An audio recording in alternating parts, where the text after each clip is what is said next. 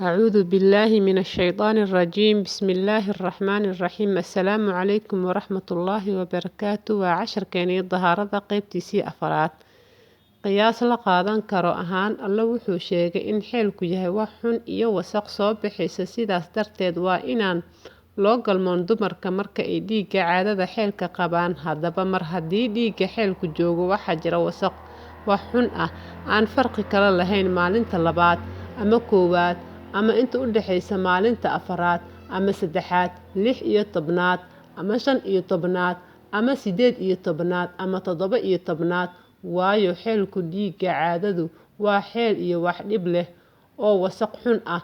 Sababtaas iyo sifadaas waa leeyahay xeedku maalin kasta oo ka mid ah maalmaha xeelku socdo. Marka sidee baa loogu yeeli karaa xukuno kala gaar ah maalin waliba ee xeelku iyadoo ay halkaas tahay oo taal sababtii xukunkaas loo riday ee la xiriira xeelku oo ay isku mid yihiin labaduba. Tani waa wax ka soo horjeeda qiyaasta wanaagsan iyo caqliga quman. Miyaysan ahayn qiyaas wanaagsan in si loo arko intaba maalmahan mar haddii sababtii ka dambeysay xukunka uu halkaas yahay. Khilaafka iyo isku hor imaadka hadallada fuqahada u cayiman muddooyin go'an xeelku waxay muujinaysaa inaysan wax daliil ah cuskanayn hadalladaas. Aragtiyooyinkaas waxaa lagu gaaray dadaal waxay noqon karaan qalad ama sax midkoodna lagama siin karo mudnaan mid kale. Marka waxaa la isku qabtana waa in loo celiyaa oo gar iyo guddoon loo dhigtaa Quraanka iyo sunnada saxiixa ah. Waxaa halkan ka cad in qowlka xooga badan uu yahay inaysan jirin muddo xadidan oo sheegaya inta ugu yar ama ugu badan ee dhiigga caadada xeelka socdo. Sidaas awgeed waxa ay haweeney aragto ee dhiigga caadadeeda ah aan ahayn dhiig ku yimid dhaawac soo gaaray ama wax la mid ah waa dhiig xeel ah iyadoo loo tixgelinayo muddo go'an ama da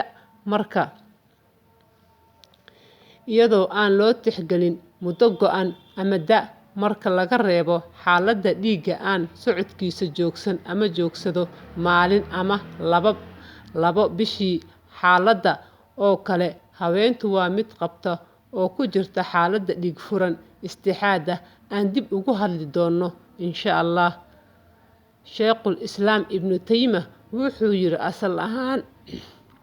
asal ahaan wax kasta oo ku yimaada raximka minka ilma galeenka haweenka waa xeel dhiig caado ah in la helo maahee wax cadeynaya oo sugaya inuu yahay istixaada dhiigga furan. Wuxuu kaloo yiri dhiig kasta oo caadi ugu yimaada dumarka sababta dabad kaga timid la'aan waa dhiig caado ah. Xeelka in la ogaado maahee inuu yahay dhiig nooca dhaawacyada ah ama xidid dilaaca. Ma ahan qowlkan oo kaliya midka xooga badan bal sidoo kale waa kan ugu dhow fahanka saxiixa ah oo ugu sahlan dhaqan gelin ahaan.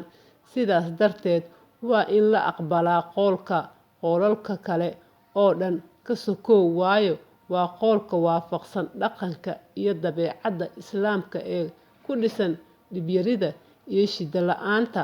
Alla kor ahaaye wuxuu yiri wamaa jacala calaykum fi ddiini min xaraj idinma saarin dushiina xagga diinta wax dhib iyo culays ah. Al-Xaj Nabigu sallallahu calayhi wasallam wuxuu yiri diintani islaamka waa mid aad u sahlan oo dabacsan. Qofkii isku cusleeya isku dhibo ma kari doono inuu ku sii socdo sidaas. Marka waa inaydan ahaanin xaq jirayaal ee waxaad ku dadaashaan inaad u dhawaataan si kaamil ah oo ku bishaaraysata ajar iyo samaan. Intaas inoo jooga casharkeeni qaybtiisii afraad insha Allah.